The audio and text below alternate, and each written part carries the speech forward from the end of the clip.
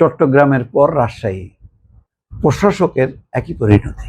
অর্থাৎ চট্টগ্রামের প্রশাসক ডাক্তার সাদাতের যেমন সফর বাতিল হয়েছিল, ঠিক তেমনিভাবে রাজশাহী সিটি কর্পোরেশনের প্রশাসক মোহাম্মদ মাহফুজুর রহমানের ফ্রান্স সফরও বাতিল হয়েছে। একটা ভালো জিনিস দেখেন, বাতিল করছে ঠিকই, কিন্তু আবার এখানে বলছেন প্রধানমন্ত্রী যে প্রয়োজনে প্রকৌশলী যেতে পারেন। চট্টগ্রামের সফরটা, সেখানেও কিন্তু আমি সেদিন বলছি আপনাদেরকে যে এই সফরটা সঠিক ছিল, সফরের উদ্দেশ্যটা সঠিক ছিল, কিন্তু সিলেকশনটা সঠিক ছিল না। সিলেকশন সঠিক ছিল না এই কারণে, সিটি কর্পোরেশনের প্রশাসক হচ্ছে নীতি নির্ধারণী পর্যায়ের একজন। আগে তার প্রকৌশল ডিপার্টমেন্ট দেখবে যে না, যেহেতু টেকনিক্যাল বিষয়, এখানে মশার যেই প্লান্ট স্থাপন হবে, মশার ওষুধের যে লার্ভা যেগুলি, সেগুলি ধ্বংস করার জন্য, সেগুলি আমেরিকান সেই ওষুধটা খুব কার্যকরী ছিল। এই জন্য ওই কোম্পানি চাইছিল যে বাংলাদেশে বা চট্টগ্রামে তার প্ল্যান্ট বসাবে। ওই কোম্পানির খরচেই ওই সফরটা ছিল, সরকারের কোনো খরচ ছিল না।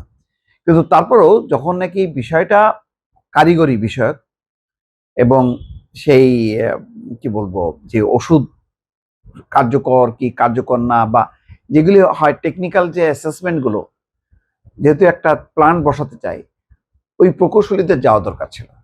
তারপর সেই টিম তো দেশে আসবে এবং প্রশাসক তখন দিক নির্দেশনামূলক সিদ্ধান্ত দেবে।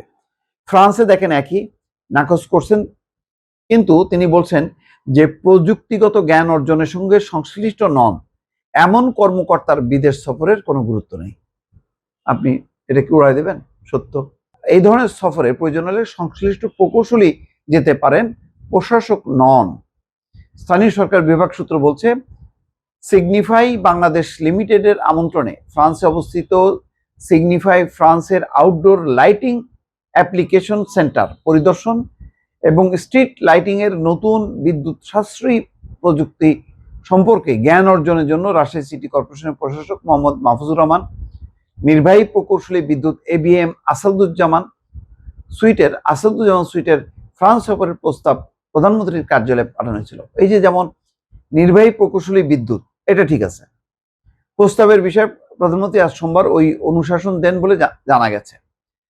এই বিষয়ে জানতে চাইলে প্রধানমন্ত্রীর প্রেস সেক্রেটারি সালেহ শিবলি প্রথম আলোকে এর সত্যতা নিশ্চিত করেন। সূত্র বলছে যে স্ট্রিট লাইটিং এর নতুন বিদ্যুৎ সাশ্রয়ী প্রযুক্তি সম্পর্কে জ্ঞান অর্জনের জন্য পাঠানো প্রস্তাবে প্রধানমন্ত্রী স্পষ্ট করে দিয়েছেন এই ধরনের সফরের প্রয়োজন হলে সংশ্লিষ্ট প্রকৌশলী যেতে পারেন, প্রকৌশলী নন। তাহলে এটা মানে খুব জটিল কোনো বিষয় না। প্রধানমন্ত্রীর মানে এটা তো তিনি প্রত্যেকটা নোটের লাইন টু লাইন কিন্তু দেখেন, পড়েন, উনি ওইটুক বুঝতে পারেন যে এই বিষয়টা পুরোটাই কারিগরি, সুতরাং এখানে টেকনিক্যাল লোকের যাওয়া দরকার। সেই কারণে তিনি এক অর্থে প্রশাসককে যেতে দেননি, কিন্তু এই সফরের প্রয়োজনীয়তাটা রয়েছে এবং যেতে পারে।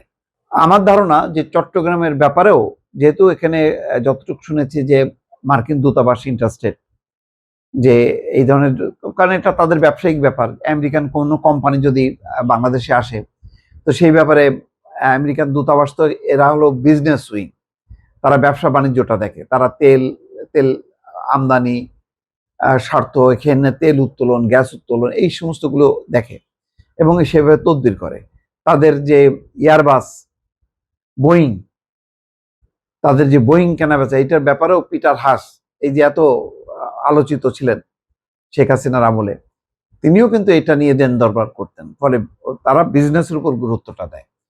সুতরাং চট্টগ্রামের ওই সফরটাও মার্কিন এম্বাসি তারা নানাভাবে যুক্ত ছিল।